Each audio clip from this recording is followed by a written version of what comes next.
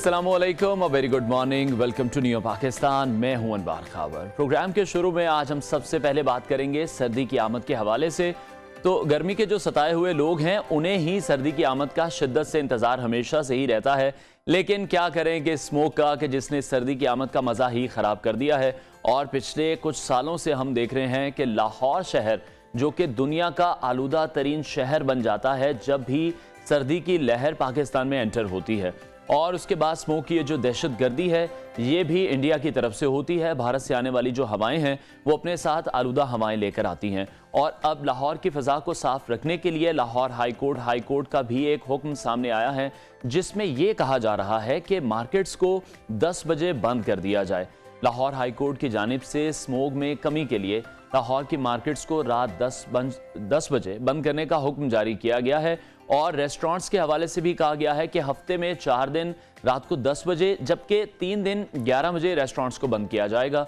Lahore high court के justice Shahid करीम ने smoke में कमी के लिए इन तमाम दरख्वास्तों पर समाअत की है और अदालत की जानिब से ये हिदायत जारी की गई हैं कि जो लाहौर की तमाम मार्केट्स हैं वो रात को 10 बजे तक बंद कर दी जाएँ, ताहम इतवार के दिन जो मार्केट्स हैं वो खुली रहेंगी। अदालत की जानिब से ये भी हिदायत की गई है कि तमाम रेस्टोरेंट्स हफ्ते के 4 दिन रात 10 बजे बंद होने चाहिए। और जो रिलीफ दिया गया है अदालत की जानिब से वो ये है कि जुमे को, हफ्ते को और जो इतवार का दिन है, जब लोग चलते हैं या खाने के लिए ज़्यादा अपने घरों से बाहर निकलते हैं, तो इतवार के 3 दिन तमाम रेस्टोरेंट्स रात को 11 बजे बंद करने का हुक्म दिया है।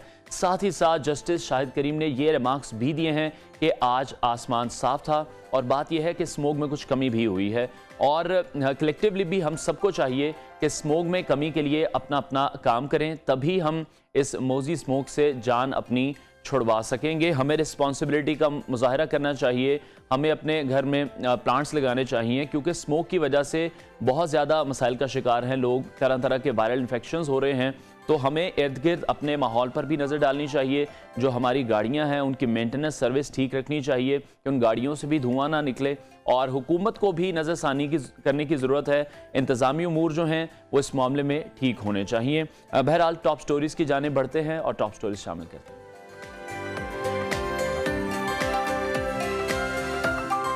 फुटबॉल का आलमी मार्का, मराकश हार कर भी जीत गया। मुकाबला तो खूब किया दिल नातवा ने, मगर फ्रांस चौथी बार फाइनल में। क्या फ्रांस तीसरी बार आलमी ताज सर पर सजा सकेगा? इमरान खान का फिर एस्टैब्लिशमेंट पर हमला, एसएमयू की तहलील के लिए भी ताखीर। क्या तोशाखाना रेफरेंस से पहले इदारों पर दबाव बढ़ाया जा रहा है? पाकिस्तान एशिया का दूसरा महंगा तरीन मुल्क बन गया। गोश्त खाने वाले शहरी सूखी रोटी खाने पर मजबूर। हुकूमत अवाम को रिलीफ देने में बुरी तरह नाकाम। जिना अस्पताल के दर्जनों खाकरोब आला तालीम याफ्ता बन गए। इंतजामिया ने खाकरोबों की प्रमोशन भी कर दी। कम उम्र बच्चों को ड्राइविंग सिखाने का रुझान। इस्लामाबाद में शहरी की जान चली गई। वालिदैन मासूम बच्चों के साथ जुल्म क्यों कर रहे हैं? बाहिम्मत बच्चों की पुरअज़्माएं हौसले और जफाकशी के साथ पहाड़ों को भी शिकस्त दे दी।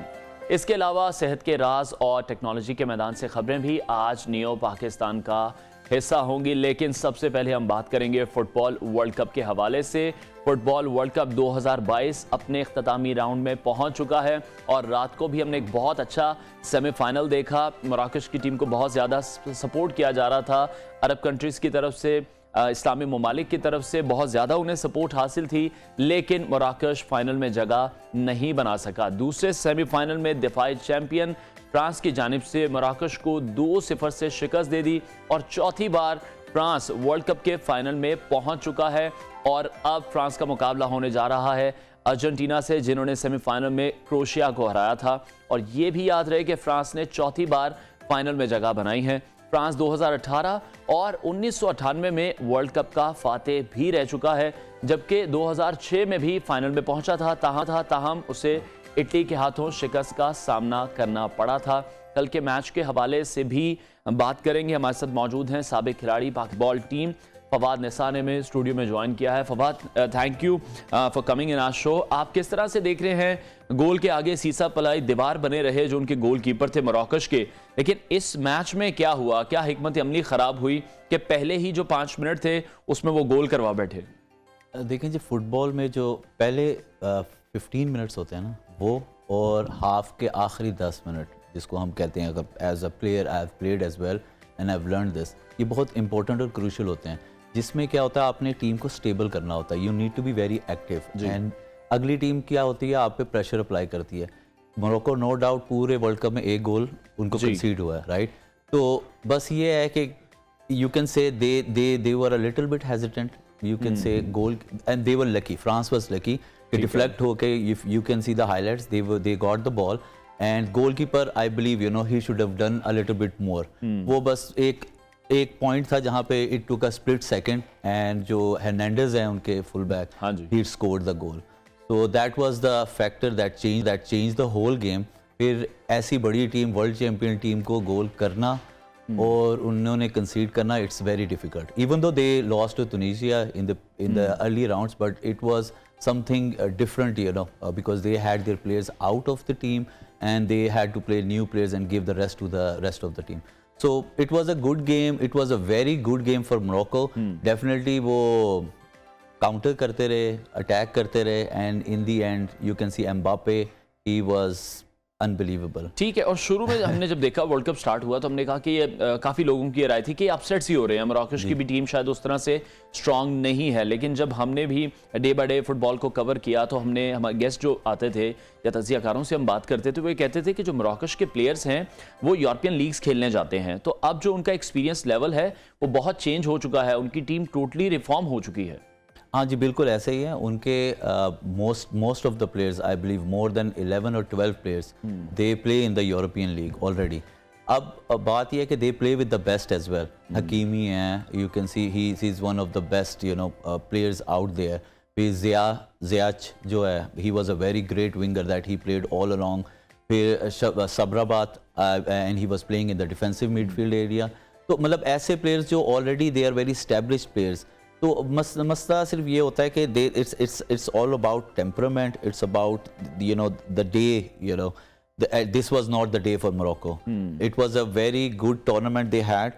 They beat Spain, they beat Portugal, they beat Belgium, Croatia ان کے راؤنڈ میں تھی, who is the second semi-finalist as well. So they were consistent, but in the end fatigue, injuries, these are all the things you need to consider as well. And it's a World Cup, and ہر team جو ہے وہ جیتنے کے لیے آتی ہے, and France is no exception.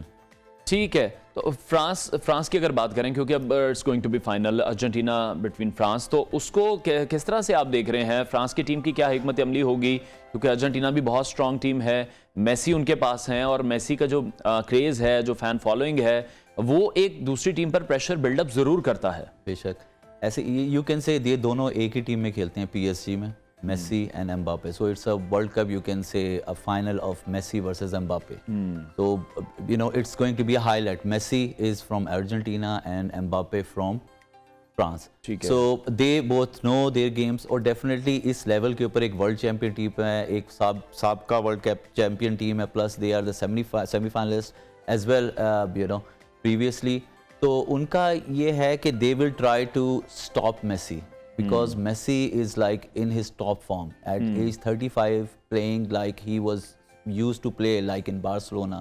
If you have seen him play, throughout his career, he is the same guy, he's doing it now. But if they stop Messi, they can stop Argentina. Yes, but it will be a very good game, a very aggressive game. You can see the South American game is totally different than the European game. تو آپ کو clearly جیسے Brazil ہے, Argentina ہے, you can see other South American games as well, they play very aggressive football, and they are totally based on to Messi. So Messi is the person that they need to stop. And obviously on France side, Mbappe, Giroud, Griezmann, Dembele, this is a force as well in itself, It's very hard to defend against this kind of an attack too. اور اگر Portugal کی بات کریں یا Brazil کی بات کریں, وہ بھی بہت بڑے اپسیٹ ہوئے, جو ان کا ورلڈ کپ سے باہر ہو جانا بھی ایک بہت بڑا اپسیٹ تھا. جس طرح سے اب رونالڈو کا بھی آخری ورلڈ کپ ہے, میسی کا بھی آخری ورلڈ کپ ہے شاید, تو رونالڈو سے بڑی ایکسپیکٹیشنز تھی لوگوں کو. میسی کا بھی اب آخری ورلڈ کپ ہے, لوگ بہت زیادہ ایکسپیکٹ کر رہے ہیں, اور پہلے یہی کہا جا رہا تھا کہ شاید پورٹوگل اور ارجنٹین اگر فائنل میں آتے تو ایک بہت بڑا میچ ہوگا. یہ ہونا تو ویسے ایسا ہی چاہیے, کیونکہ کہتے ہیں ایک فیری ٹیل سٹوری جو سی ہے اس کا اینڈ ہونا ضروری, وہ ضروری تھا کہ it was all along who was the best, Messi اور Ronaldo. But if you see Messi right now, he is in his top form, and I believe like any midfielder you can say, you can pick from the world, he's like on top there, you know. And Ronaldo definitely, he has changed his game throughout the years. He was playing at the wing, then you know all the sides. He was, when you're 37, you know, definitely the age catches up to you. Jitna marzi aap fitness kar lein, jitna marzi kar lein, but there is a factor there. He was not in his form in this World Cup, because he had went through a lot of stuff, family and things, then Manchester United. So it was not a good story going for him. In the end, you know, the coach sat him on the bench as well.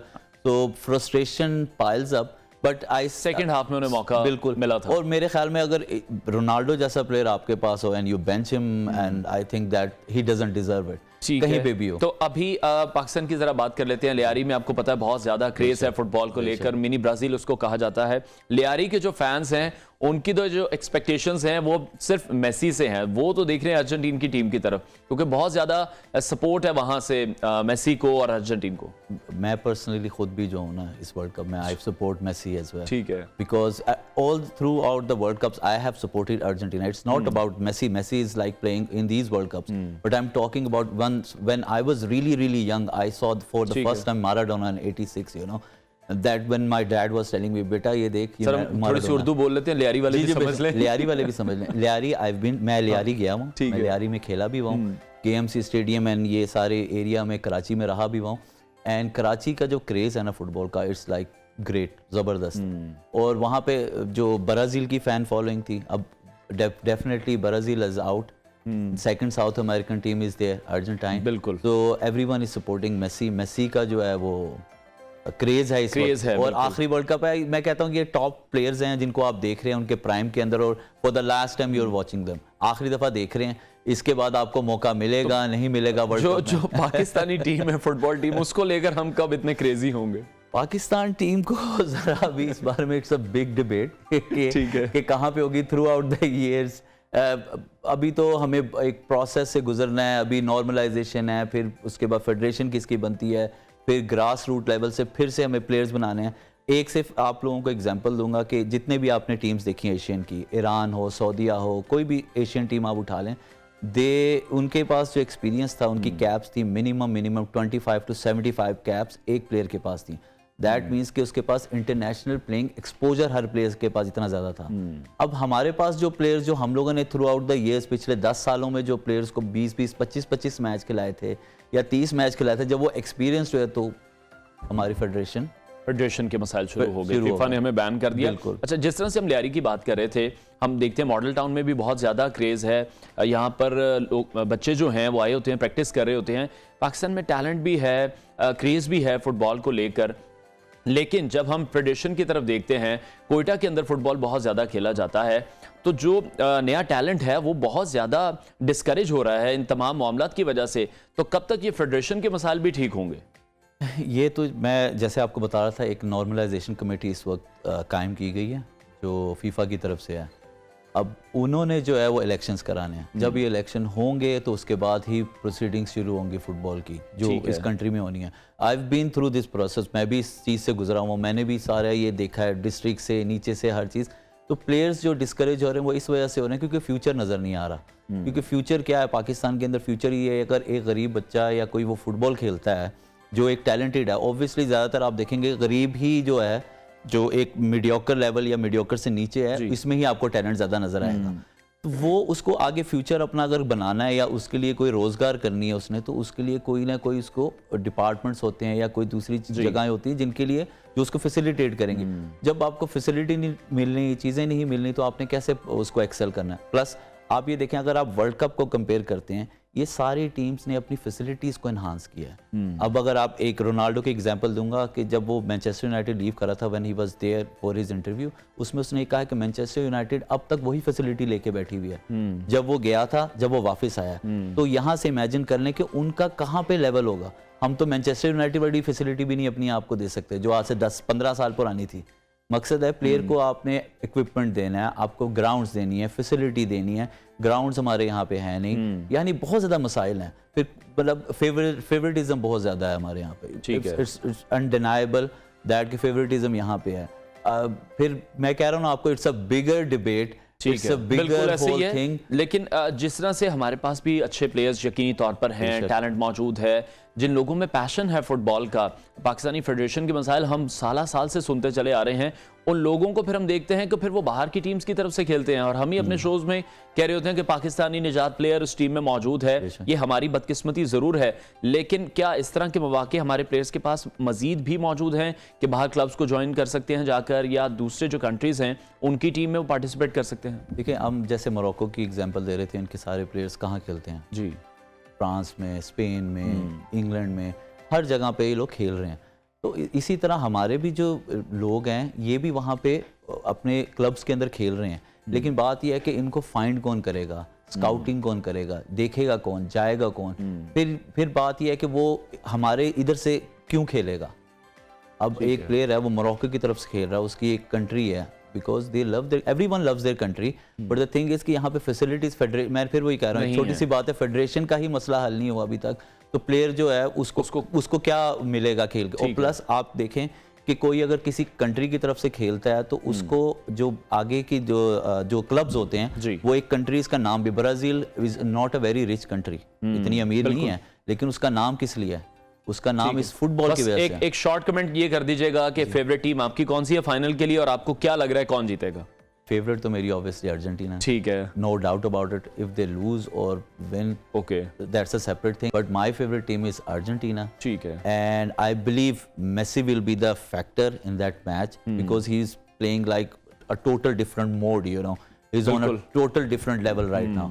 تو اس کو match کرنا, اس کو روکنا اس کو kind of very hard job to do, task ہے. ٹھیک ہے جی, best wishes for both of the teams. اور فواد نثار ہمارے ساتھ اسٹوڈیو تھے اور وہ یہی کہہ رہے تھے اگر پاکستانی فٹ بال کی اسپیسیفکلی بات کریں تو جو فیڈریشنز یہاں پر موجود ہیں ان کے مسئلے مسائل حل ہونے چاہیے, تاکہ پاکستان میں بھی جس طرح کا فٹ بال کا کریز موجود ہے, لیاری میں ہے, کوئٹہ میں ہے, ملک کے دیگر شہروں میں بھی ہے, تو یہ جو تمام ٹیلنٹ یہاں پر موجود ہے اس کو بھی موقع ملنا چاہیے. بریک لیں گے, بریک کے بعد آپ کو جوائن کریں گے, مزید کچھ سیگمنٹ شامل کریں گے. اسٹے ود اس.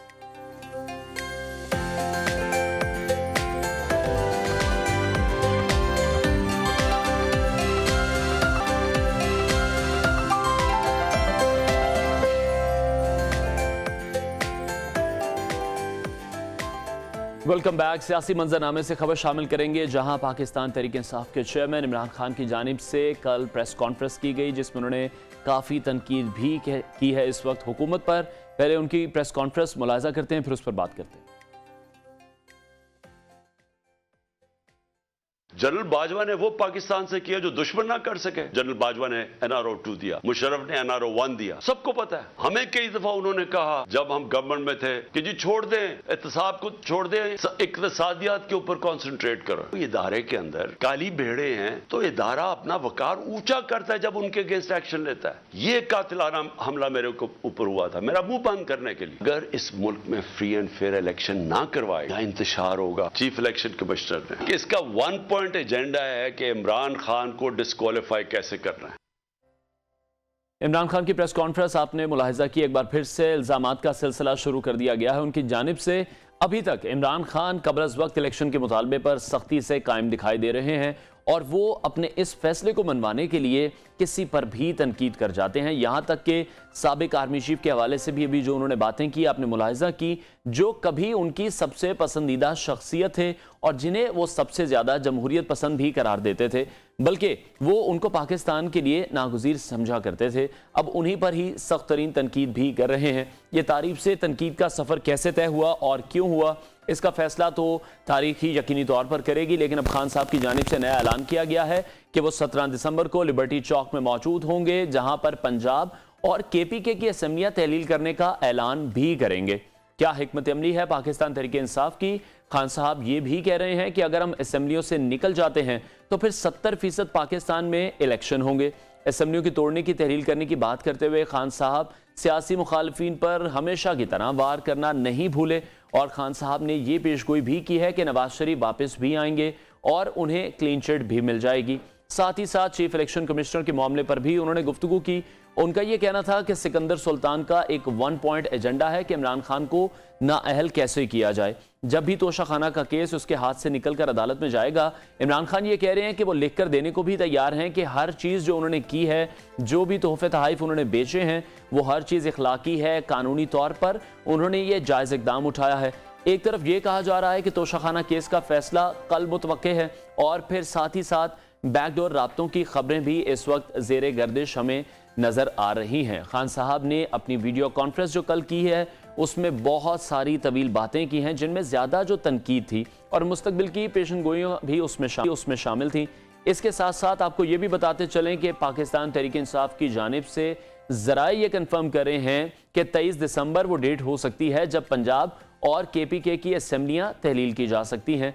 और सदर ममलिकत डॉक्टर आरिफ अलवी की जानिब से हुकूमत और अपोजिशन के दरमियान सियासी कशीदगी को ख़त्म करने की जो कोशिश आरिफ अलवी साहब कर रहे थे, वो भी हम देख रहे हैं कि बेनतीजा साबित हो रही है, क्योंकि उनसे मुलाकात के फ़ौरन बाद वज़ीर कानून आज़म नज़ीर तारड़ की जानिब से भी स्टेटमेंट सामने आई और वो ये वाज़े तौर पर कह रहे हैं कि अगर इमरान खान असम्बलियाँ तहलील करते हैं तो फिर PDM पंजाब और खैबर पख्तूनख्वा में इलेक्शन लड़ने के लिए तैयार है। जिस तरह से इमरान खान साहब की प्रेस कॉन्फ्रेंस हमने मुलाहिजा की, आर्मी चीफ पर भी वो तनकीद कर रहे हैं और इस वक्त जो इस सियासत का महवर है, मरकज़ निगाह है, वो इस वक्त परवेज़ इलाही बने हुए हैं। सब नज़रें इस वक्त परवेज़ इलाही पर हैं कि जिस तरह से इमरान खान कह रहे हैं कि असम्बलियों को डिसॉल्व कर दिया जाए, क्या परवेज़ इलाही और इमरान खान एक ही पेज पर हैं? क्योंकि इमरान खान आए रोज़ जो उनके अरकान असम्बली हैं उनसे मुलाकातें भी वक्तन फ़वक्तन कर रहे हैं, उनको एतमाद में ले रहे हैं कि हमें असम्बलियों को डिसॉल्व भी करने की ज़रूरत है।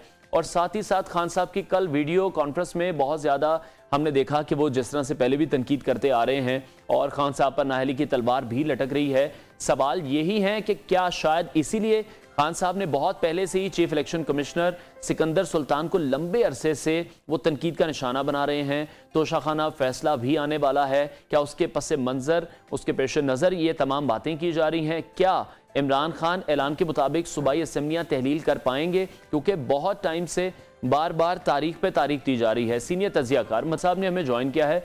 मती साहब, बहुत शुक्रिया आपके वक्त के लिए। आप किस तरह से देख रहे हैं, फैसला भी आने वाला है तोशाखाना केस का, खान साहब की कल वीडियो कॉन्फ्रेंस देखें तो बहुत ज़्यादा वो तनकीद कर रहे हैं, नाअहली की तलवार उन पर लटक रही है। क्या इसलिए तमाम बातें की जा रही हैं? चीफ इलेक्शन कमिश्नर को बार बार इसलिए पॉइंट आउट किया जा रहा है, मुतनाज़ा बनाया जा रहा है?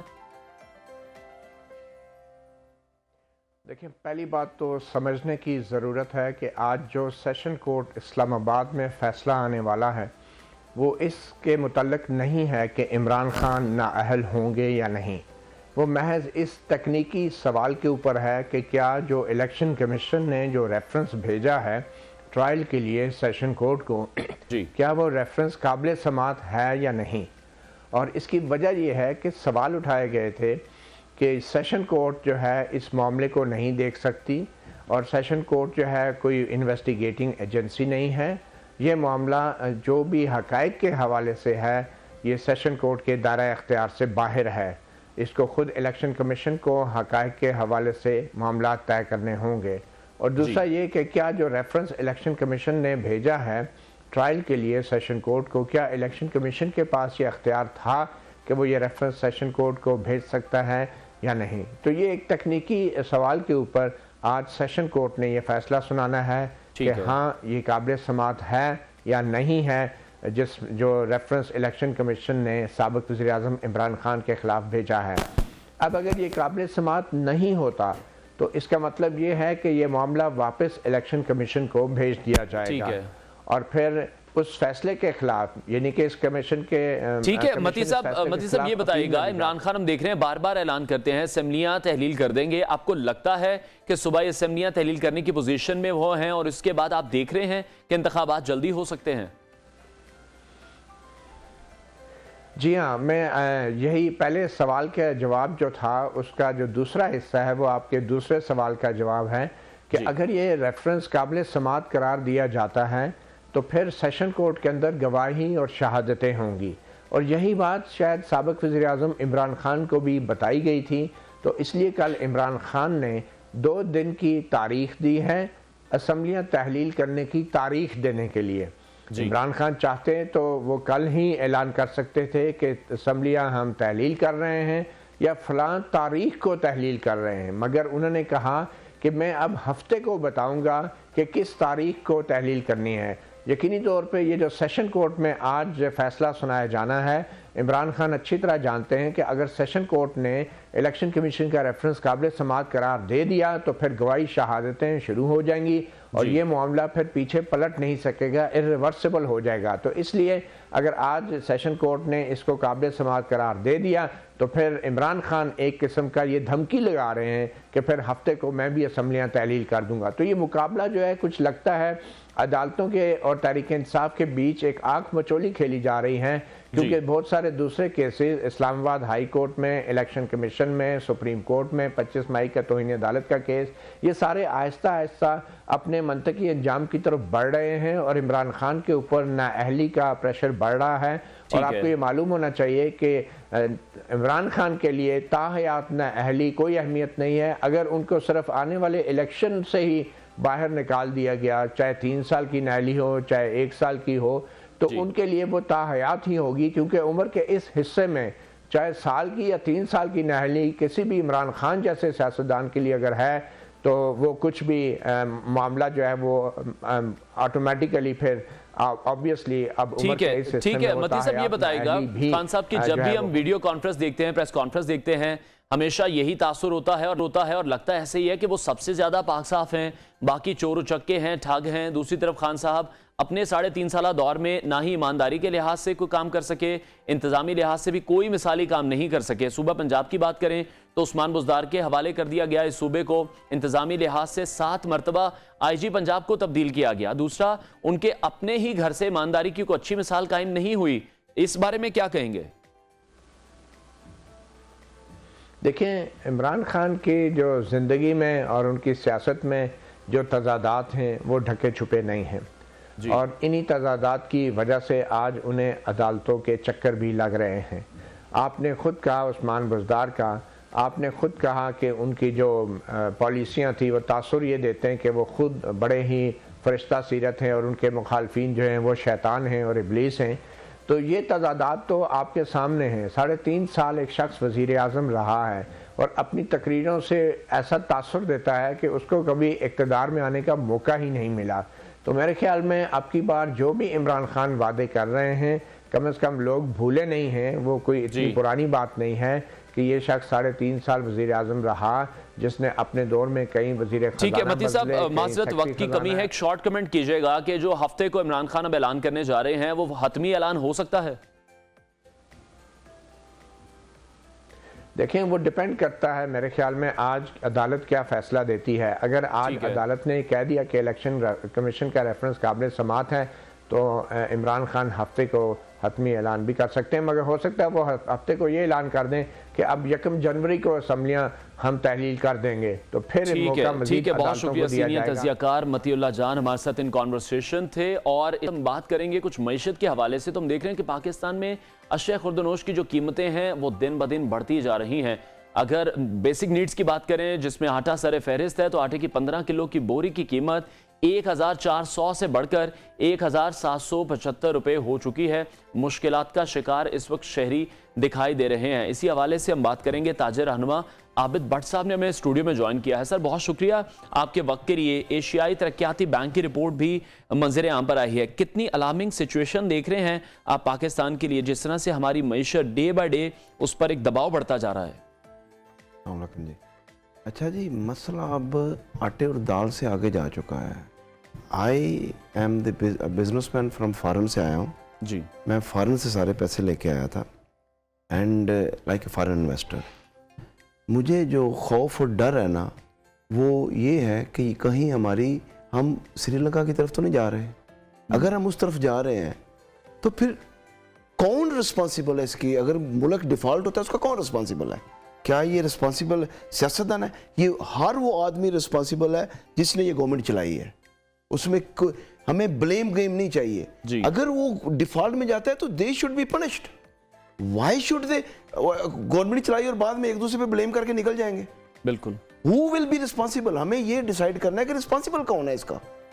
ठीक है, वी आर ऑल वरीड, हमारे बिजनेसमैन दोस्त सारे वरीड हैं कि भाई हम 50 रुपए के डॉलर पे आए थे, 300 रुपए 250 रुपए के डॉलर पे अभी हम खड़े अवेलेबल नहीं है आपको, एलसीज नहीं ओपन हो रही। मैं कह रहा हूँ अभी तो उसकी रेट की बात कर रहे हैं, उसके बाद हम कोई चीज भी नहीं इंपोर्ट कर पा रहे और हमारी कोई चीज देखें, ये डिफॉल्ट की तरफ पहले कदम चल रहे हैं हम। अगर रियलिटी में अभी हमें ये है कि भाई गवर्नमेंट अगर कह रही है कि डिफॉल्ट पे नहीं जाएंगे तो लेकिन हमें कोई चीज ऐसी नजर भी तो नहीं आ रही ना। हमें ये खुशखबरी क्या सुनाते हैं? हालात बेहतर नहीं हो रहे, हालात नहीं, खुशखबरी ये सुनाते हैं हमें कि हमें उस मुल्क से इतना कर्ज मिल गया, IMF ने ये दे दिया, और भाई कर्ज उतारेगा कौन? हम तो फिर मजीद दलदल में जा रहे हैं। हमें नहीं कर्ज चाहिए, आप उसकी कोई प्रोडक्टिविटी डालें कि भाई हम पैसे किस तरह कमाएंगे। हमें कमाना है, भीख नहीं मांगना है। बिल्कुल। और जिस तरह से आप बात कर रहे हैं कि एक दूसरे पर मलबा डाल रहे हैं, ये तो अब विद इन द पार्टी भी शुरू हो गया। जैसे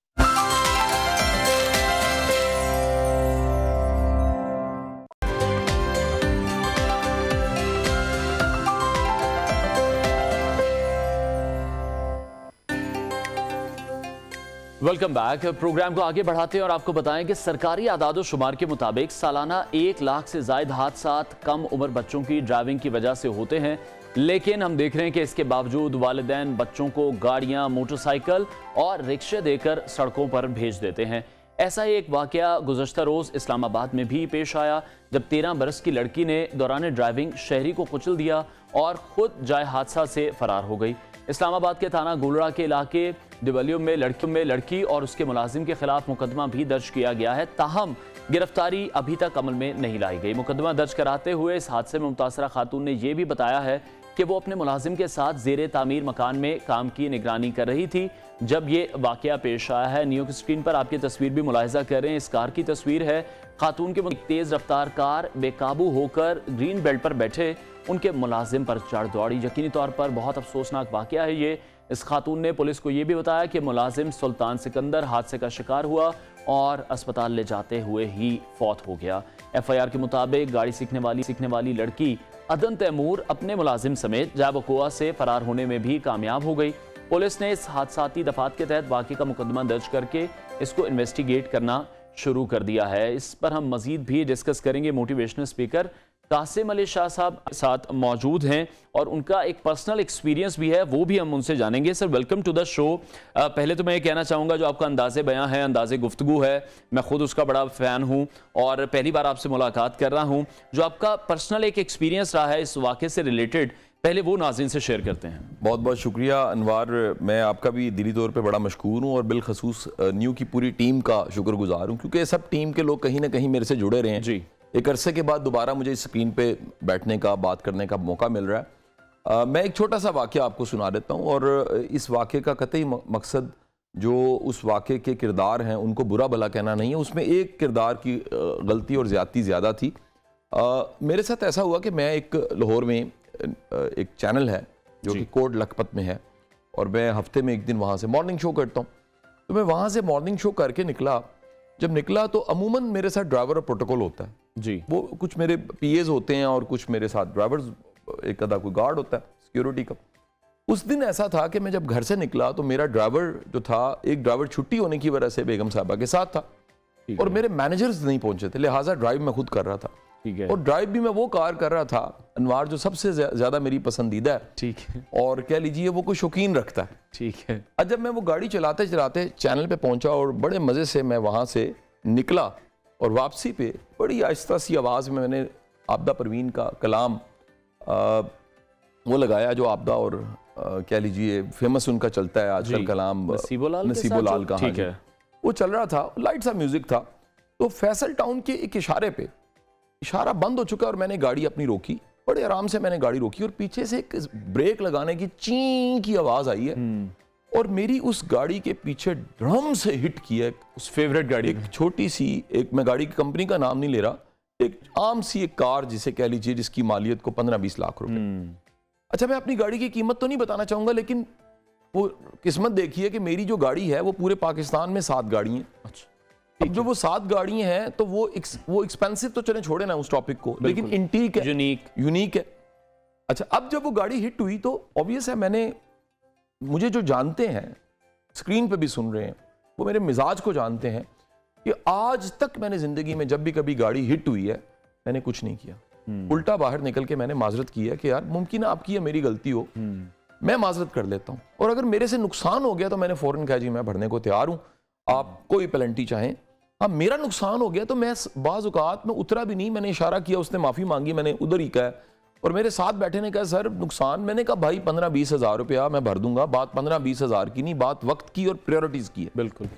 لیکن اس دن ایسا ہوا کہ جیسی وہ ہٹ ہوئی, اور کیونکہ بڑے برے طریقے سے ہٹ ہوئی تھی, اشارہ بھی بند تھا, تو میں صرف گاڑی سے اترا اور میں نے دیکھا تو گاڑی میں ایک 16 سال کا بچہ, 16-17 سال سے تقریباً اس کی عمر ہوگی, بلکہ سا موٹا سا بچہ تھا, وہ بیٹھا ہوا تھا اور وہ گاڑی سے اترا ہے, اور وہ الٹا, کیونکہ بچے ہوتے ہیں ان کو کرائسس مینجمنٹ نہیں آتی, تو ہم کہیں نہ کہیں ورڈ تو نہیں مناسب, تھوڑے سے کھوچل ہو چکے ہیں. ٹھیک ہے, یہ میں معافی دیجیے گا, اصل میں میچور ہو چکے ہیں. اس کا انگلش میں اور اردو میں جو ورڈ ہے وہ مزیدار نہیں ہے, میچور سے مزہ نہیں آتا, پنجابی لینگویج بڑی طاقتور ہے. تو ہمارا ایکسپیرینس ہو چکا ہے, مثلا میں گاڑی کہوں تو آج تک 50 دفعہ لگ چکی ہے, لیکن جس کا پہلا ایکسپیرینس اس کو ہینڈل کرنا نہیں آ رہا ہوتا, تو وہ الٹا مجھے کہنے لگا کہ انکل آپ نے بریک لگائی. میں نے کہا چپ کر جاؤ پلیز. اسی وقت میں نے دیکھا کہ پیچھے سے اسی کی گاڑی میں سے ایک 5 فٹ 9 انچ کا ایک اچھے جسے والا ایک بندہ اترا ہے, اور وہ حلیاتن ڈرائیور لگ رہا تھا, حلیاتن, ٹھیک ہے, یعنی ڈرائیور پیچھے تھا اور وہ 16 سال کا بچہ گاڑی چلا رہا تھا. اب وہ گاڑی سے اتر کے تو وہ بھی میرے ساتھ بحث کرنے لگا, وہ مجھے پہچان گیا, وہ پہچان گیا. وہ جیسے ہی پہچانا تو میں نے سمپل کام کیا کہ میں نے 15 پہ کال کی. اب میں نے 15 پہ کال کیوں کی یہ بتانا بڑا ضروری ہے. میں نے 15 پہ کال کی, گاڑی سائڈ پہ لگائی, پولیس آئی, میں نے ہینڈ اوور کی چابی, وہ بچہ, ڈرائیور, اور اس کے بعد میں اپنے آفس چلا گیا, کیونکہ ایز پر لا میں نے اپلیکیشن جو دینی تھی وہ میں نے دے دی ہوئی تھی اور ایک پروسیجر ہونا تھا. میرا اعتراض اور اختلاف اس دن یہ تھا کہ سب سے بڑا ظلم والدین نے کیا. بالکل غیر ذمہ داری کی انتہا. بالکل. اچھا بھائی میں بتاتا چلوں, یہ بالکل ایگزیکٹ اس دن کا واقعہ ہے جس سے ایک دن پہلے کوٹ لکھپت کا غالباً SHO کا بچہ اشارے پہ موجود تھا, غالباً موٹر سائیکل پہ تھا, اور پچھلی گاڑی نے اس کو ہٹ کیا ہے اور وہ اللہ کے پاس چلا گیا, جوان بچہ. اور وہاں پر بھی گاڑی چلانے والا کون تھا؟ ایک انڈر 18 بچہ تھا, یعنی جس کے پاس لائسنس نہیں ہے. اب بائی لا یہ ہے جس طرح سے یہ فگرز بھی دیکھ رہے ہیں, 1 لاکھ کا فگر ہے یہ, جو کہ کم عمر بچے ہیں ان کی ڈرائیونگ کی وجہ سے جو ایکسیڈنٹ ہو رہے ہیں ہر سال. اچھا اب اس میں 2 ہیں چیزیں سمجھنے کی, اس واقعے کو میں کلوز بعد میں کرتا ہوں, پہلے 2 باتیں سمجھ لیں. ایک غلطی تو یہ ہوتی ہے, یہ بچہ جو گاڑی چلا رہا ہوتا ہے وہ پہلی بار نہیں چلا رہا ہوتا, وہ کہیں نہ کہیں چھپ کے پریکٹس کر رہا ہوتا ہے, اور کہیں نہ کہیں والدین کی آدھی ہاں اور آدھی نہ شامل ہوتی ہے. بالکل. ایسا بڑا ریئر ہے, یعنی ذمہ دار والدین اگر ہیں, ایسا بڑا ریئر ہے کہ بچہ گاڑی چلا رہا ہے اور والدین کو پتا نہ ہو. میں نے جب انوار پہلی بار موٹر سائیکل 13 سال کی عمر میں چھپ کے چلائی تھی نا, اور لا کے میں نے اپنے گیرج میں کھڑی کی تھی, تو اس دن ابا جی نے کک مار کے موٹر سائیکل چلا کے واپڈا ہاؤس جانے کے شام کو واپس آنے کے بعد میرا کان پکڑا تھا. دن میں ریس پکڑی تھی, شام کو میرے کان سے ریس پکڑی تھی کہ آج تم نے چلائی ہے. یہ تھے والدین, پتہ چل جاتا ہے. یعنی آپ کو اپنے بچوں کا نہیں پتا یار, آپ دنیا کی ہر چیز کے بارے میں ججمنٹل ہیں. اے بخشا جائے گا, اے نہیں, اے نیک ہے, اے غلط ہے, اے صحیح ہے, اے صحیح نہیں ہے, اے کرپٹ ہے, اے ٹھیک ہے. یار ہر وقت ججمنٹ کر رہے ہو یار. اپنے بچے کی ذرا عادتوں کو, فطرت کو, طبیعت کو دیکھو. شاہ صاحب کیا سمجھتے ہیں آپ, یہ اس غیر ذمہ داری کا اتنا مظاہرہ کیوں کیا جاتا ہے؟ دوسروں کو بھی مصیبت میں ڈالتے ہیں, جس طرح سے کل بھی ایک بڑا ہی افسوسناک واقعہ پیش آیا, ایک انسان اپنی جان سے چلا گیا. والدین یہ نہیں سوچتے کہ یہ کتنا بڑا سانحہ ہے کسی دوسرے خاندان کے لیے, ان کے اپنے بچے بھی اس ایکسیڈنٹ میں نشانہ بن سکتے ہیں. بالکل ایسی. اب میری سٹوری میں کنکلوژن یہ ہوا کہ شام کو معافی نامہ ہو گیا, لیکن اس پوری سٹوری میں پھر کہوں گا والدین کا قصور شاید تھوڑا تھا. میں زیرو نہیں کر رہا, کہیں نہ کہیں کچھ ہو رہا تھا جس کو وہ اگنور کر رہے تھے. زیادہ قصور ڈرائیور کا تھا, یعنی میں نے اپنے گھر کے ڈرائیورز کو سختی سے کہا ہوا ہے کہ جو گاڑیاں کھڑی ہیں میرے بچے نہیں چلا سکتے. میرے بڑے بیٹے کی عمر 16 سال ہے, وہ چاہتا ہے گاڑی چلانا. میں نے کہا بیٹا میں ایک چیز کی پرمیشن دیتا ہوں, جس دن تمہاری عمر 17.5 سال ہوگی میں خود گاڑی میں بیٹھوں گا, تمہیں 6 ماہ سکھاؤں گا گاڑی, اس کے بعد لائسنس بنواؤں گا, اور لائسنس کی جو کنڈیشنز ہیں میں خود جا کے اس ڈپارٹمنٹ کو, سی ٹی او کو خود ریکویسٹ کروں گا, یہ میرا بیٹا ہے, تمام طرح کے ٹیسٹ لیے جائیں, پھر لائسنس دیا جائے. کیونکہ یاد رکھیے آپ کا بچہ جب گاڑی چلا رہا ہوتا ہے نا, سڑکوں پہ ماؤں کے بچے ہوتے ہیں. خدا کے لیے جس کا بچہ چلا گیا ہے, جس کی جان چلی گئی ہے, اس سے جا کے پوچھئے. یہ جو طبعی موت ہوتی ہے نا انوار, یہ پھر بندے کو ہضم ہو جاتی ہے.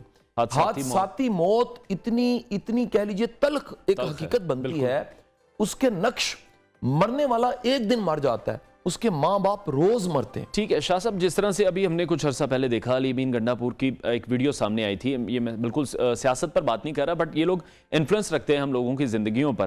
انہوں نے خود بڑی فخر انداز میں یہ ویڈیو بنائی تھی کہ میں اپنے ایک چھوٹے سے بچے کو خود ڈرائیو کروا رہا ہوں, اور اس کو سوشل میڈیا پر وہ بہت زیادہ اس طرح سے پیش کر رہے تھے, شاید بہت اچھا کام کر رہے ہیں. تو سوسائٹی کس طرف جا رہی ہے؟ اس سے پہلے بھی ایک ممبر صوبائی اسمبلی جو ہیں وہ اس طرح کی حرکت کر چکے ہیں, ہم خود اس کلچر کو پروموٹ کر رہے ہیں. بھائی دیکھو, پاکستان میں سب سے بڑا ظلم ہے, ہم خواب کے خریدار ہیں, خوابوں کے خریدار ہیں. ہم بھول جاتے ہیں کہ خواب دینے والے, خواب دکھانے والے خواب پورا نہیں کرتے. تو پہلا تو میرا پورے پاکستان کے سب سیاستدانوں سے اختلاف ہے. یہ اختلاف نہ نون لیگ کے ساتھ ہے, نہ پی ٹی آئی کے ساتھ ہے, سب سیاستدانوں کے ساتھ. اس میں کچھ آٹے میں نمک ہوں گے اچھے, جی میں آٹے میں نمک کہہ رہا ہوں, بالکل ایسے ہی ہے. سب سے بڑا چیلنج یہ ہے کہ کولو فیل میں تضاد ہے, اور ایک بڑی تعداد. میں آپ کو بتاؤں, پاکستان, دنیا کہتی ہے منافقت ہے. میں 4 دن پہلے لینڈ کیوں پاکستان واپس, میرا سیشن تھا ایک ملٹا نیشنل گروپ کا, میں پتایا میں تھا. آپ جانتے ہیں جو مجھے انڈین ملا اس نے کیا کہا ہے, پاکستان ٹھیک ہے, خیر سے ہے, ڈوب تو نہیں گیا. پوری دنیا میں ایک وحشت پھیلی ہوئی ہے کہ پاکستان کے حالات کیا ہیں. پاکستان کے بارے میں رائے سن لیجئے, میرے ہر سال درجنوں ٹور ہوتے ہیں ملک سے باہر. رائے یہ ہے کہ جس میں بندے سے ملتا ہوں وہ کہتا ہے یار پاکستانی قوم نہیں اچھی. کیوں نہیں اچھی؟ منافق ہے. آپ اپنی گلف میں حالت دیکھ لیجئے, آپ کی جیلوں میں, گلف کی جیلوں میں آپ کا پچھلا پرائم منسٹر آ کے ریکویسٹ کرتا ہے ان کے پریزیڈنٹ بادشاہ کو کہ قیدی چھوڑ دیں. آپ کی گلف کی جیلوں میں ڈھیر لگا ہوا ہے پاکستانیوں کا, کرمنل نکل آتے ہیں. آپ سے میں ریکویسٹ کرنا چاہوں گا, پوری قوم منافقت کی طرف گئی کیوں؟ پہلے سمجھے منافقت کیا ہوتی ہے. منافقت کا مطلب ہے دل میں کچھ ہے, زبان پہ کچھ ہے, اور کرنا کچھ ہے. سر مجھے بتائیں, یہ 22 کروڑ کا فالٹ نہیں ہے, یہ ان 250-400 لوگوں کا فالٹ ہے جو اسمبلیوں میں بیٹھے ہوئے ہیں. میں سب کو نہیں کہہ رہا, پلیز یہ نہ ہو سارے میرے خلاف ہو جائیں, کیونکہ ایماندار بندہ بڑا افینڈ ہوتا ہے میری اس طرح کی باتوں سے. یہ اس میجورٹی کا پرابلم ہے. اور جو ووٹ ڈالنے والے ہیں وہ سن لیں, جس کو ووٹ ڈال رہے ہیں, آج سے کیوں نہ آپ کے چینل پہ بیٹھ کے کمپین نہیں شروع کی جائے, اور وہ کمپین یہ ہم نے ووٹ اس کو ڈالنا ہے جس نے ڈیلیور کیا. خواب دکھانے آسان ہے, باتیں کرنی آسان ہے. یار جس کا بچہ خود کرائم کر رہا ہو, وہ کس طرح سے, جس کا بچہ جو ہے وہ قانون کی پاسداری نہ کر رہا ہو, جس کی فیملی قانون کی پاسداری نہ کر رہا ہو, آپ نے ملک اس کے حوالے کیا ہوا ہے, 22 کروڑ عوام اس کے حوالے کی ہوئی ہے. سو گزارش یہ, میرے اس درد کو سمجھیے گا, یہ کسی سیاستدان کے خلاف نہیں ہے, میرا یہ درد میرے ملک کے لیے ہے. اس ملک کا چھوٹا سا بچہ بھی میرا بچہ ہے, اور اس کو کبھی اپنا بچہ سمجھ کے دیکھیے, آپ کو پتہ لگے گا. ایک لمحے کے لیے سوچئے, گاڑی کے سامنے بچہ کھڑا ہے اور کچلنا ہے, یقین کیجئے کتنا بڑا ظلم ہے. اور یہ ظلم ہمارے ملک میں سب سے زیادہ ہو رہا ہے. بالکل. اور شاہ صاحب ایک اور ظلم بھی ہے, اس کو ظلم کہہ لیں یا ہماری بدقسمتی کہہ لیں. ہماری چینل پر ایک انٹرویو آیا تھا جو میں نے بھی دیکھا, اور مجھے بڑا ہٹ کیا اس انٹرویو نے. جس طرح سے ہم یہ بات کریں کہ والدین اپنے بچوں کو رکشہ دے دیتے ہیں, ان کو محنت مزدوری کرنی پڑتی ہے. ایک بچے سے جب بات کی گئی, اس کا پولیس والا چالان کر رہا تھا, تو وہ رو اس بات پر رہا تھا کہ میرے گھر میں کمانے والا کوئی نہیں ہے, اب میری یہ مجبوری ہے کہ میں انڈر ایج ہوں, بٹ مجھے رکشہ چلانا ہے. اس ایشو کو کس طرح سے آپ دیکھ رہے ہیں, اس کو تھوڑا سا ہائی لائٹ کیجئے گا. لیکن میں کہتا ہوں کہ دیکھیں, دنیا میں کوئی پسٹل پوائنٹ پہ تو نہیں کہا جا رہا صرف رکشہ ہی چلانا ہے جس سے روزگار پیدا ہو سکتا ہے. 100 رستے ہیں. پرابلم یہ ہے, ہمارے ملک کا ایک بڑا مسئلہ یہ ہے جس کے بارے میں بات اب میڈیا پہ آپ کے کرنے لگا ہوں. پہلے میں ویڈیوز پہ کرتا تھا, جی, اب میں نے میڈیا کو پرمیشن دی ہے. خدا را ان باتوں کو سنیے, غور کیجئے, سمجھیے. اگر آج کی ساری بات چیت سے آپ سوچنے پہ مجبور ہو گئے تو خدا کی قسم انوار کو اور مجھے ثواب مل جائے گا. صرف اتنا سا کام ہے, آپ کو سوچنے پہ مجبور کرنا ہے. اور وہ سوچنے پہ مجبور کرنا کیا ہے, ایک لمحے کے لیے ذرا سوچئے گا. کہ جب بھی کبھی اس ملک میں کسی کا نقصان ہوتا ہے وہ ملک کا نقصان ہوتا ہے. جب بھی کسی ملک میں کوئی ایسا واقعہ ہوتا ہے جو پوری دنیا میں ہائی لائٹ ہوتا ہے اس ملک کی بدنامی ہوتی ہے. آپ کے اس وقت روڈ پہ ایکسیڈنٹس کی ریشو کیا ہے, ڈیٹا نکال کے دیکھیں. آپ کی ہیڈ انجریز کتنی ہیں. موٹر بائک والے ابھی بھی ہیلمٹ کے بغیر نہیں, اور ڈرامے بازی کے لیے ہیلمٹ آگے رکھا ہوتا ہے سجا کے, اسے بھگوان بنا کے آگے رکھا ہوتا ہے. یقین کریں اسے پہنتے نہیں ہیں. میرا ایک بڑا بڑی تھا, اللہ تعالیٰ جنت میں جگہ دے, غریق رحمت کرے. میں دل سے دعا گو, مجھے واقعہ یاد ہے, اگر آپ کی اجازت تو سناتا ہوں. لیکن آپ کو لگتا ہے جو ہیلمٹ ہے یہ صرف چلان سے بچنے کے لیے شو پیس ہے, اس میں بھی اس طرح سے سیفٹی. میرا لاڈلا پیارا دوست حماد, یار ہم بچپن سے اکٹھے پڑھاتے رہے, ٹیوشنیں پڑھاتے رہے. 6 فٹ کا قد, یار جسا, پرسنالٹی, بال بڑے پیارے تھے. بھائی ہمیں پیار سے کہتا تھا یار میں ہیلمٹ نہیں پانا. کیوں؟ کہتا بال خراب ہو جاتے. ایکسیڈنٹ ہوتا ہے, ہیڈ انجری ہوتی ہے, 1 دن کے بعد ڈیتھ ہو جاتی ہے. آپ جانتے ہیں جنازے میں کیا ہوتا ہے, دھاڑے مار کے شاگرد رو رہے ہوتے ہیں. کیوں؟ ایسا استاد نہیں ملنا. وہ ہر بندہ قیمتی ہے, بالکل ہر بندہ قیمتی ہے. آپ کی جان جو مجھے سن رہے ہیں, مہربانی فرما کے اگر آپ باپ ہیں تو آپ کے بچوں کو باپ چاہیے. آپ بچہ ہیں میرے بیٹو, میری بیٹیوں, جو 12 کروڑ ہو, ذہن میں رکھو آپ کی ضرورت ہے آپ کی فیملی کو. جب آپ پیدا ہوئے تھے نا, منو مٹھائی بانٹی گئی تھی. بیٹی تھی تو باپ نے کہا تھا رحمت آ گئی ہے. آپ قیمتی ہیں خدا کے لیے. آپ مہربانی کر کے اگر انڈر 18 ہے, آپ خود ہی مہربانی کر کے گاڑی نہ چلائیں. آخری بات ایک رہتی ہے. اور دوسری بات یہ, والدین سے میری ایسے کر کے گزارش ہے, والدین سے گزارش یہ ہے, مہربانی کریں یہ ظلم نہ کریں. اب میں سمجھتا ہوں ایٹم بم دینا نا, اس سے زیادہ خطرناک ایک بچے کو گاڑی دینا, کیونکہ وہ ایٹم, اس کی حیثیت میں وہ ایٹم بم نہیں ہے. اور آخری بات سن لیجئے گا, 1 منٹ 2 منٹ.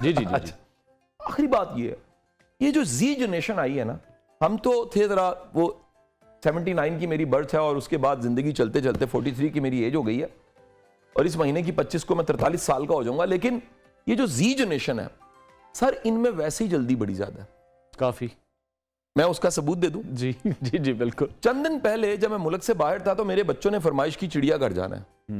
اچھا, وہ چڑیا گھر کبھی گئے ہی نہیں, تو مجھے انوار یاد آیا جب 84 میں پہلی بار چڑیا گھر گیا تھا. آپ جانتے ہیں کیا تھا, میں اپنے بہن بھائیوں کے ساتھ چڑیا گھر گیا, جو چھوٹے تھے میرے سے 2, اور چڑیا گھر جا کے ہم نے باندر دیکھنا شروع کیا. میں نے بندر نہیں کہا, باندر پنجابی, ایسے کر کے جنگلے میں نے باندر نے مجھے دیکھا, میں نے باندر کو دیکھا, میرا دل نہیں بھر رہا تھا, کیونکہ میں نے پہلی بار نہ نیشنل جیوگرافک تھا, نہ یوٹیوب تھا, نہ گوگل تھا, نہ ٹوائے میں باندر تھا, اصل باندر دیکھا. تو ابو کہیں اگے زیبرا بھی ہے. میں کہا نہیں, میں بور نہیں ہو رہا, میں نے دیکھنا ہے. آپ جانتے ہیں آدھے گھنٹے کے بعد مجھے ملک سے باہر کال کیا آئی میرے بیٹے کی, پاپا ہم بور ہو گئے. سر, اس زی جنریشن کے پاس جلد بازی ہے, اور اس جلد بازی کو جب کار ملتی ہے اور موٹر سائیکل ملتی ہے اور انڈر 18 ہوتی, سر سامنے آنے والے کی کوئی حیثیت نہیں ہوتی, کک کی حیثیت نہیں ہوتی. وہ اس کو اسی طرح کچل کے چلا جاتا ہے, اسی طرح مسل کے چلا جاتا ہے, جس طرح ٹیشو کے ڈبے میں سے ہم ایک ٹیشو کا پیپر نکالتے ہیں, ناک پونچھتے ہیں اور پھینک دیتے ہیں. بالکل, جس طرح سے آپ نے ابھی زی جنریشن کی بات کی ہے, اور یہی ہم نے دیکھا جس طرح سے موبائل فونز اب ہر بچے کے ہاتھ میں ہیں, اور اس موبائل فون میں بھی جو اب اپلیکیشنز ہیں, جو گیمز ہیں, وہ بھی کس حد تک خطرناک ہو چکی ہیں, کتنے واقعات رپورٹ ہو چکے ہیں, کس طرح کی وہاں پر گیمز ہیں, کس طرح کے ٹاسک دیے جاتے ہیں وہاں پر. اچھا دیکھیں, یہ میں کہتا ہوں کہ دنیا میں ہر وقت اچھائی اور برائی اویلیبل ہوتی ہے. میں اس تھیسس کے خلاف ہوں جس کا پروپیگنڈا بہت کیا گیا کہ جی کوئی اور باہر دشمن ہے. آپ کبھی غور کیجئے گا, پاکستان کو کسی دشمن کی ضرورت ہے؟ پاکستان تو پاکستانی اپنے خود دشمن ہے. یار خوراکیں دیکھیں, ان کی دشمنوں والی نہیں ہے, اپنی صحت کو تباہ کر کے رکھ دیتے ہیں. آپ ان کی حرکتیں دیکھیں, ان کے سونے جاگنے کے ٹائم دیکھیں. کراچی میں اگر مجھے کوئی سن رہا ہے 2 بجے سے پہلے تو مارکیٹ نہیں آپ کھولتے, رات کو سوتے آپ 2-3 بجے ہیں. بالکل یار, دین اللہ کا رسول, کائنات کا سب سے بہترین انسان, جس کے قدموں کی خاک پہ بھی ہم نثار. آپ نے فرمایا جلدی صبح اٹھو. جی بالکل, جس طرح سے آپ ابھی پوائنٹ آؤٹ کر رہے ہیں, اور یہی باہر کے ملکوں میں بھی ہم پریکٹس دیکھتے ہیں کہ وہ صبح جلدی اٹھتے ہیں. یہاں پر جو اکنامک کرائسس ہیں, جو ہمارے انرجی سیکٹر کے مسائل ہیں, وہ اسی وجہ سے ہیں جو آپ پوائنٹ آؤٹ کر رہے ہیں کہ 2 بجے تو مارکیٹس کھلتی ہیں. 2 بجے سے پہلے مارکیٹ میں جانے کا کانسیپٹ ہی نہیں ہے. انوار, بڑی شدید ضرورت ہے یہاں, سوسائٹیل ریفارم چاہیے. پاکستان کے معاشی مسئلے در اصل معاشرتی مسئلے ہیں. شاہ صاحب میں اسی پوائنٹ پہ آنے لگا تھا. جس طرح سے آپ ہیں موٹیویشنل اسپیکر ہیں اور بھی بہت سے ایسے لوگ ہیں آپ کی طرف سے جس طرح سے باتیں کی جاتی ہیں اور کچھ لوگوں پہ امپیکٹ بھی ہوتا ہے, بٹ سٹل ہم دیکھ رہے ہیں کہ ہم لیک کر رہے ہیں ان چیزوں میں, ہم عمل نہیں کر رہے. ہم لوگوں کو گائیڈ کرنے کے لیے آج بہت سے لوگ موجود ہیں, آپ شامل ہیں ان میں, اور ہمارے جو سکولز ہیں, ہمارے جو گھر ہیں, بچوں کی تربیت نہیں کر پا رہے. اگر ہم بات کریں ہم والدین کی غیر ذمہ داری کی تو بات کر رہے ہیں, لیکن جو بچہ روڈ پر آیا ہے, جو انتظامیہ ذمہ دار ہے, ٹریفک پولیس ذمہ دار ہے, شاید وہ بھی اپنا کام ٹھیک سے نہیں کر رہے. تو کلیکٹیولی کام نہیں ہو رہا. 2 حصوں میں میں کنکلوڈ کروں گا. مجھے نہیں پتا آپ کے پاس کتنا ٹائم ہے, لیکن میری سر آپ کے لیے ٹائم ہی ٹائم ہے. نہیں, میں بھی اس کے بعد جانا چاہوں گا. آپ مجھے اجازت دیجیے گا, آپ پیچھے پروڈکشن کو کہہ دیجیے گا ٹائم میرا اس کے بعد میری ملاقات ہے کہیں. جی سر 2 باتیں بڑی امپورٹنٹ ہیں. ایک تو اس قوم کی تربیت کوئی نہیں ہوئی. اس قوم کو فٹ پاتھ پہ چلنا نہیں آتا. اس قوم کو واش روم استعمال کرنے نہیں آتے. اس قوم کو پنجابی میں کہتے ہیں نک پونجنا نہیں آتا.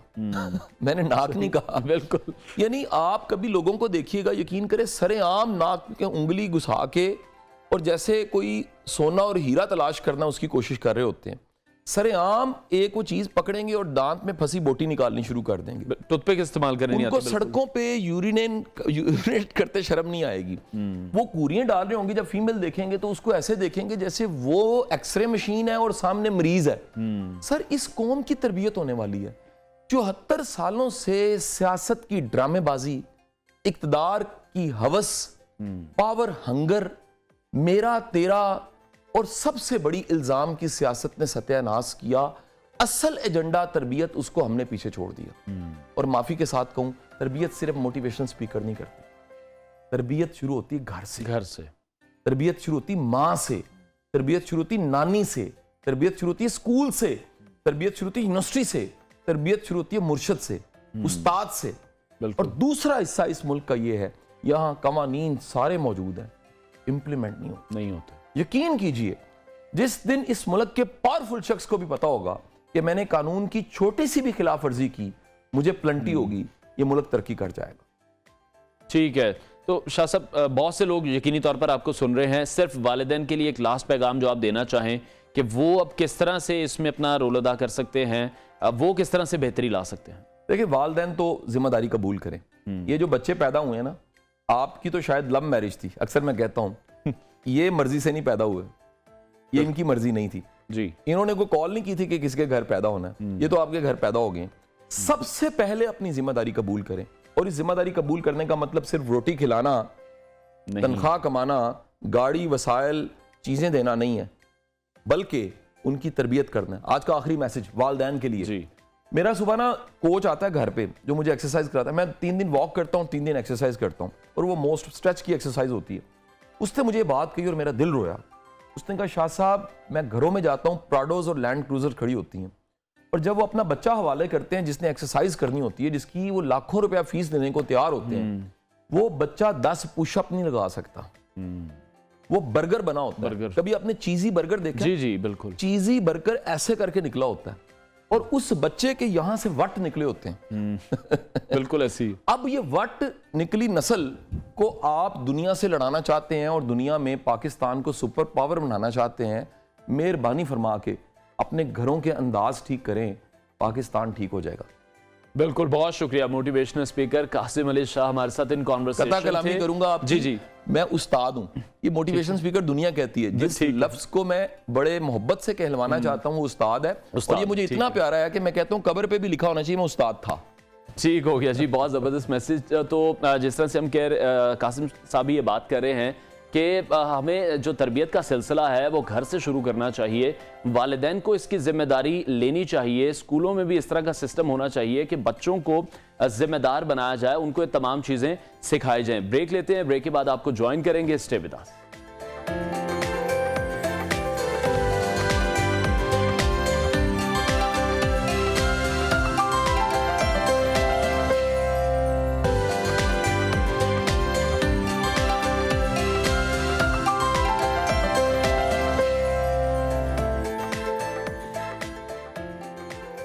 Welcome back. दुनिया में कुछ तजर्बात ऐसे भी होते हैं जिसका सामना तकरीबन हर किसी को हो सकता है, जैसा कि बहुत ही नॉर्मल है ज़ुकाम का होना, और हम देख रहे हैं कि तकरीबन 200 किस्म के वायरस इस बीमारी की वजह बनते हैं और इसके सद्देबाप के लिए तकरीबन उतने ही घरेलू टोटके भी मौजूद हैं जो कि हम लोग इस्तेमाल करते रहते हैं। ये घरेलू टोटके कितने कारगर होते हैं, इस पर आज हम बात करेंगे। हमें स्टूडियो में ज्वाइन किया है हर्बलिस्ट हैं डॉक्टर फैसल, उनसे बात करते हैं। डॉक्टर साहब, बहुत शुक्रिया आपके वक्त के लिए। Welcome to new Pakistan. जिस तरह से मौसम तब्दील हो रहा है, मौसम सरमा की आमद हुई है, स्मोक के मसाइल बहुत ज़्यादा बढ़ गए हैं। हमने अपने शो के शुरू में भी डिस्कस किया कि स्मोक की वजह से कितनी मुश्किलात का शिकार हैं लोग, ख़ासतौर पर जो बाइकर्स हजरात हैं उनके लिए बड़ा इशू है। नज़ला ज़ुकाम जो है वो बहुत ज़्यादा बढ़ चुका है। आप क्या समझते हैं, क्या सेफ्टी प्रिकॉशंस होने चाहिए? अच्छा, देखिए, पहली बात तो ये कि स्मोक सिर्फ बाइकर्स का मसला नहीं है, अब तो ये घरों के अंदर तक भी आ जाए। जी, तो प्रिकॉशंस तो ये लेनी चाहिए कि मास्क पहने। ठीक है। दूसरा ये है कि अपनी आंखों को कवर करें, चाहे सन ग्लासेस से करें, चाहे कोई न्यूट्रल नंबर का ग्लास ले लें, क्योंकि रात के टाइम पे तो सन ग्लासेस आप नहीं पहन सकते जी। तो आप कोई न्यूट्रल नंबर का ग्लास हेलमेट का इस्तेमाल कर लें, हेलमेट का ताकि उससे तो एक वैसे भी सेफ्टी का मैसेज चला जाता है। ऑब्वियसली, बिल्कुल बिल्कुल। उसके अलावा घर में क्या एहतियात करें कि शाम से पहले पहले अपने घर की खिड़कियाँ और दरवाजे जो बाहर की तरफ खुलते हैं उनको ज़रूर बंद कर दें, ठीक है, ताकि स्मोक जो उनसे वो घर के अंदर दाखिल ना हो। अगर वो घर के अंदर दाखिल हो जाती है तो फिर इसका मतलब है कि पूरी रात वो आपके घर में सर्कुलेट कर रही है। तो इसकी एहतियात बहुत ज़रूरी है कि आप उसको घर में दाखिल होने से रोकें, जितना मैक्सिमम रोका जा सकता है। सुबह और शाम जैसे बच्चे स्कूल जाते हैं या अकेडमीज़ जाते हैं तो उस टाइम पे बच्चों की एहतियात बहुत ज़रूरी है, बच्चों की और बड़ों की। आपको पता है कि इनकी इम्यूनिटी ज़रा वीक होती है तो इनको इन्फेक्शन के चांसेस बढ़ जाते हैं ज़्यादा होते हैं, और जब इनको इन्फेक्शंस होते हैं बच्चों को या बड़ों को तो इसकी इंटेंसिटी भी बढ़ जाती है।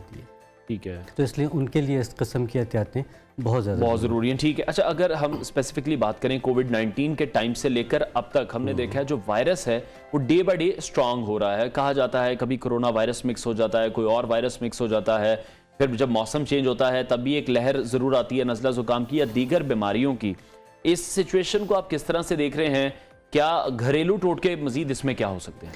अच्छा, देखिए, घरेलू टोटकों के लिए अगर हम लफ्ज़ इस्तेमाल कर लें जनरल मेडिसिन्स, जी, क्योंकि टोटका जो उनसा होता है वो अच्छी चीज़ है, लेकिन ये कि इसमें सब में कहीं ना कहीं कोई ना कोई मेडिसिनल वैल्यू ज़रूर होती है। ठीक है, ठीक है, चाहे हम घर के लौंग भी ले लें तो लौंग जो उनसी उसकी भी कोई ना कोई मेडिसिनल वैल्यू ज़रूर है। तो टोटके से थोड़ी सी इसकी हितक हो जाती है, तो इसलिए इसको हम कह सकते हैं कि आप इसका इस्तेमाल मेडिसिनल वैल्यू कैसे इसकी ले सकते हैं। ठीक है।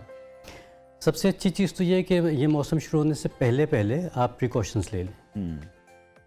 विटामिन सी का इस्तेमाल बढ़ाएं, जिंक का इस्तेमाल बढ़ाएं, चाहे अपनी डाइट से बढ़ाएं और चाहें तो कुछ लोगों को सप्लीमेंट की अगर ज़रूरत पड़ती है तो वो अवेलेबल है। ठीक है।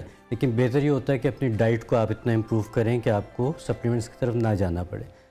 दूसरा ये कि इस सीज़न के शुरू होने से पहले ही आप लौंग, दारचीनी और एक चीज़ होती है बादियान खताई जिसको स्टार एनीस कहते हैं, ठीक है, इसका कहवा जो उनसा है वो आप बच्चे बड़े सब पीना शुरू कर दें। ठीक है। ये आपके इन्फेक्शंस को, नेज़ल पैसेज जो उनसा है इसको क्लींस करता है। ठीक है। उसके अलावा आप स्टीम ले सकते हैं, इन्हीं चीज़ों की आप स्टीम भी ले सकते हैं कि आप इसको उबालिए और इसकी स्टीम लीजिए कि नाक से आपने खींचनी है और मुंह से आपने सांस निकालना है। तो ये पूरा जो आपका पैसेज है ये सारा साफ़ हो जाता है, जितना भी आपका नेज़ल पैसेज है। ठीक है। तो इससे इन्फेक्शन जो उनसा है वो कैरी नहीं करता।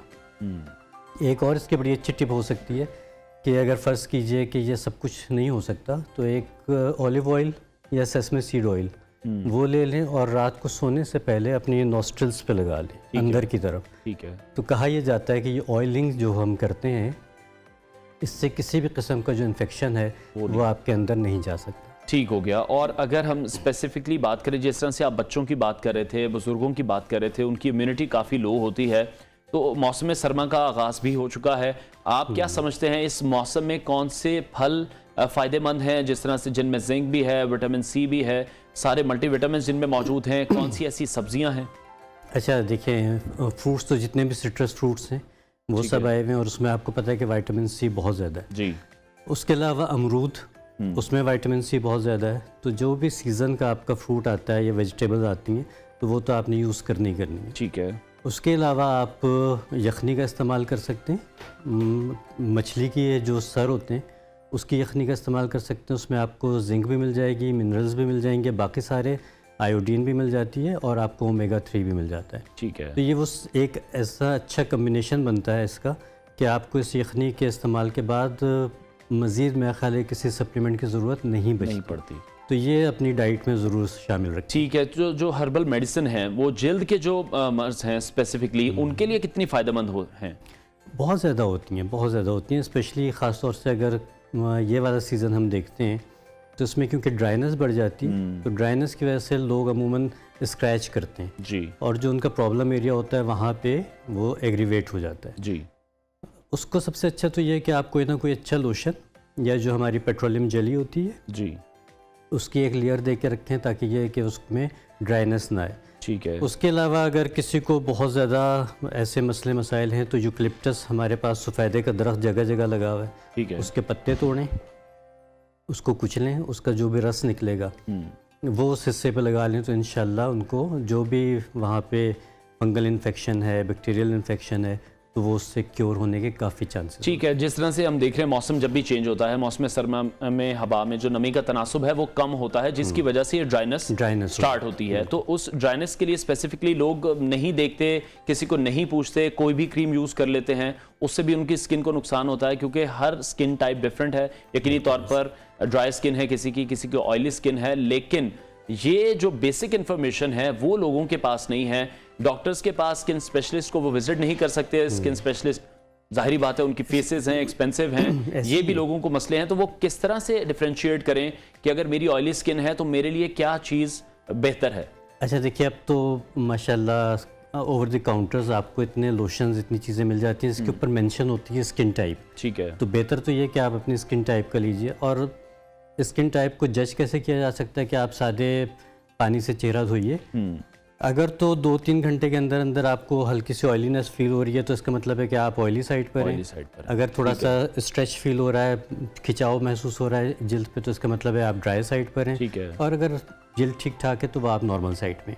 ठीक है। अमूमन जिल्द जो होती है वो कम्बिनेशन होती है, तो बेहतर ये होता है कि ऐसे लोशन लिए जाएँ जिसके ऊपर लिखा होता है फॉर ऑल स्किन टाइप। ठीक है। ठीक है, उसमें आपको ज़्यादा तरद्दुद करने की ज़रूरत नहीं पड़ती, तो वो एक अच्छी ऑप्शन है।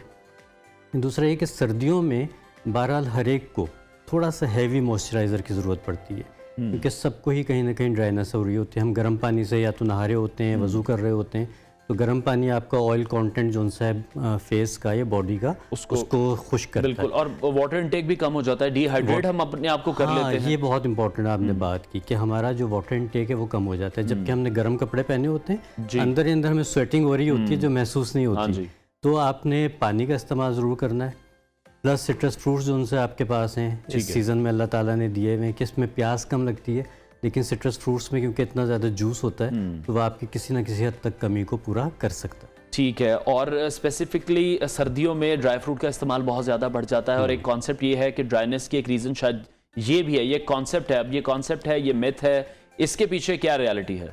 अच्छा देखें, ये ड्राई फ्रूट, क्योंकि हम लोग ड्राई फ्रूट इतना, यही कहा जाता है कि एक मुट्ठी भर आप ड्राई फ्रूट डे में खा सकते हैं, लेकिन हम लोग बस वो पास रख लेते हैं बेड में और फिर जब अल्लाह ताला ने चीज़ ऐसी बनाई है ना कि उस पर हाथ रुकता नहीं है। ठीक है, तो उसमें यह है कि देखें दो कंडीशंस हैं। ड्राइनेस वो इंटरनली कॉज करती है, लेकिन उसमें ऑयल्स भी बहुत ज़्यादा है। ठीक है, ठीक है। बेहतर वही वाली बात है कि हमने मॉडरेशन में रहते हुए खाना है, और अगर ड्राई फ्रूट ज़्यादा खा लिया आपने तो फिर ज़रूर उसके बाद पूरा दिन में किसी भी टाइम पे आपने अपने पानी का इस्तेमाल रखना है। ठीक है। या फिर आपने किसी न किसी जूस का इस्तेमाल करना है, चल रहे हैं, या फिर यखनी का इस्तेमाल कर सकते हैं, या सैलेड का इस्तेमाल कर सकते हैं। देखिए सारी वो चीज़ें फ्रूट्स हैं, वेजिटेबल्स हैं जिसमें पानी का कंटेंट होता है। अगर आप सादा पानी नहीं पी सकते तो आप किसी न किसी तरह से इसको इस तरह से यूज़ कर लीजिए तो वो बैलेंस हो सकता है। तो अभी जिस तरह से लास्ट सेगमेंट में हम डिस्कस भी कर रहे थे, हमारे साथ कासिम अली शाह साहब थे, तो वो इसी कॉन्सेप्ट पे बात कर रहे थे कि जो बच्चे हैं वो बहुत ज़्यादा जंक फूड पर डिपेंडेंट हो चुके हैं, वो पसंद ही जंक फूड करते हैं। तो उनके लिए क्या किया जाए? सब्जियाँ नहीं खाते, फल नहीं खाते, ये उन लोगों के लिए सवाल है। शायद हेल्पिंग हैंड होगा एक मदर्स के लिए जो बहुत मुश्किल में है कि बच्चों के फिर जो विटामिन हैं वो किस तरह से पूरे किया जाएं। उनके लिए भी कोई मल्टी विटामिन्स किड्स के लिए जो हैं वो सेपरेट मौजूद हैं? कि मैं जो न्यूट्रास्यूटिकल एक टर्म चली है जिसमें हमारे पास ये सप्लीमेंट्स आते हैं जी, ان کو اننیسیسریلی تو یوز کرنا ہی نہیں چاہیے. ٹھیک ہے. ٹھیک ہے. بچوں کو اگر ان چیزوں کی عادت نہیں ہے تو اس کی غلطی پیرنٹس کی ہے, بچوں کی نہیں ہے کہ انہوں نے ارلی ایج سے ان کو عادت نہیں ڈالی. دیکھیے اس کا بھی حل ہے کہ آپ بچوں کو اسمودیز مزیدار سے بنا کے دے سکتے ہیں. اس میں فروٹس کا اور ویجیٹیبلس کا پنچ بنا کے آپ اسمودیز بنائیں, بچوں کو آہستہ آہستہ عادت ڈالیں. ان کیس کہ جب تک وہ نہیں اس کی عادی ہوتے تو پھر اگر کہیں کوئی ویکنس ہے تو پھر سپلیمنٹ کی طرف جایا جا سکتا ہے, اور کڈس کے الگ سپلیمنٹس آتے ہیں لیکن آپ کہہ رہے ہیں اوائڈ کرنے چاہیے, میکسیمم اوائڈ کرنے چاہیے, بڑوں کو بھی اور بچوں کو بھی. ٹھیک ہو گیا, بہت شکریہ ہربلسٹ ڈاکٹر فیصل ہمارے ساتھ ان کانورسیشن تھے, اور ان کا یہی کہنا تھا کہ جو جس بھی موسم کے جو پھل ہیں سبزیاں ہیں وہ ہمیں یقینی طور پر یوٹیلائز کرنی چاہیے. اس موسم کے حوالے سے آگے بڑھتے ہیں اور اب کچھ بات کرتے ہیں کہ اللہ تعالیٰ کی جانب سے اگر کسی انسان کو کوئی صلاحیتیں چھین لی جاتی ہیں تو اس کے بدلے میں کچھ ایسی صلاحیتیں بھی دی جاتی ہیں. ایسے ہی جو باہمت لوگ موجود ہیں, ایسے ہی جو باصلاحیت بچے موجود ہیں, ان سے ملاقات ہمارے کرانے جا رہی ہیں فلک چوہان. رپورٹ ملاحظہ کیجیے. آج آپ تو اسٹوڈیو میں موجود ہوں گے, لیکن میں آج کشمیر آئی ہوں, اور کشمیر آنے کی ہماری ایک خاص وجہ ہے. آپ کی ملاقات کروانی ہے کچھ ننھے اور خاص مہمانوں سے, جو بچے اللہ میاں نے ان بچوں کی ایک صلاحیت تو لے لی لیکن انہیں بیش بہا صلاحیتیں دے دی ہیں. تو آج ہم آپ کی ملاقات ان بچوں سے کروائیں گے اور آپ کو یہ بھی بتائیں گے کہ وہ بچے کتنے زیادہ ٹیلنٹڈ ہیں. تو آئیے چلتے ہیں اور آپ کی ملاقات کرواتے ہیں کچھ ننھے بچوں سے, ان سے کھٹی میٹھی کچھ باتیں بھی کریں گے اور ان کے ٹریٹمنٹ کے بارے میں بھی آپ کو بتائیں گے. تو آئیے.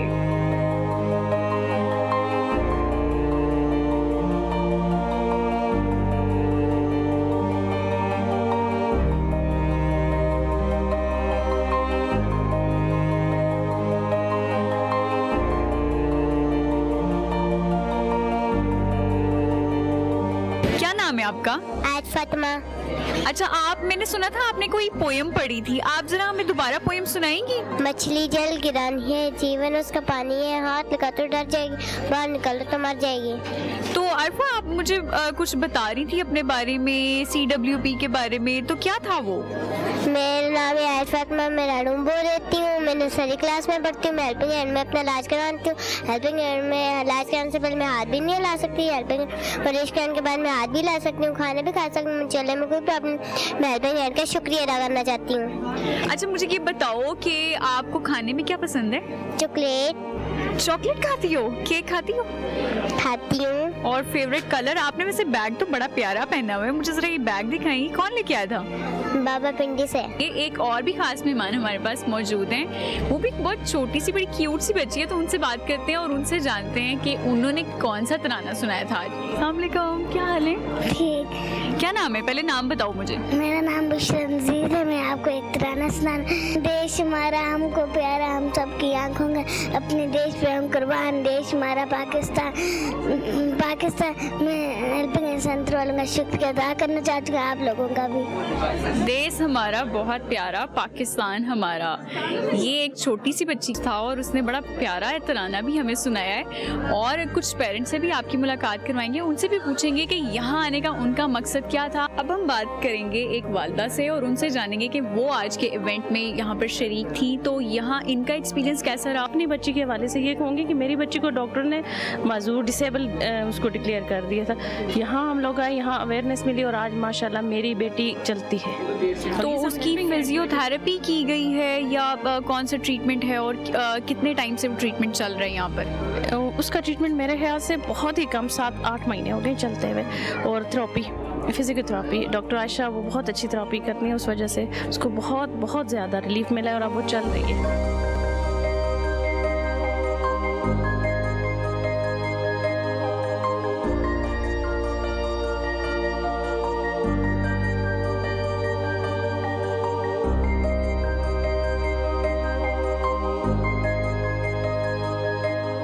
आपकी मुलाकात बच्चों से तो करवाइए, लेकिन फिजियोथेरेपी से भी करवाएंगे ताकि उनसे जाने कि वो बच्चों को किस तरह से यहाँ पे सर्विसेज प्रोवाइड करिए, उनका ट्रीटमेंट कैसा हो रहा है। तो ये बताएं कि CWD जो है वो क्या यहाँ पे सर्विसेज प्रोवाइड कर रहा है। मेरा नाम आयशा जुनैद है, basically I am a physiotherapist. CWDP stand for children with disability programme. ये HHRD का एक प्रोजेक्ट है जिसके अंदर हम डिफरेंट किस्म के जो बच्चे हैं जिन डिफरेंट डिसेबिलिटीज़ के साथ उनको केटर कर रहे हैं, उनको डिफरेंट सर्विसेज प्रोवाइड कर रहे हैं डिपेंडिंग अपॉन विद डिसेबिलिटी जो हमारे साथ प्रेजेंट हो रहे हैं। सो 3 डोमेन्स है मेजरली जिनको हम टारगेट कर रहे हैं। एक फिजिकल डोमेन है, एक साइको डोमेन है, और then speech and language pathology की जो डोमेन। सो मैं बेसिकली फिजियोथेरेपिस्ट हूँ, तो मेरा मेजर कंसर्न जो होता है वो फिजिकल डिसेबल्ड बच्चों के साथ होता है। ज़रूरत इस अमर की है कि हम इन बच्चों को माजूर ना समझें, बल्कि ये भी हमारी सोसाइटी का एक ख़ास हिस्सा हैं और हमें चाहिए कि हम इनकी सलाहियतों से भरपूर फ़ायदा उठाएं।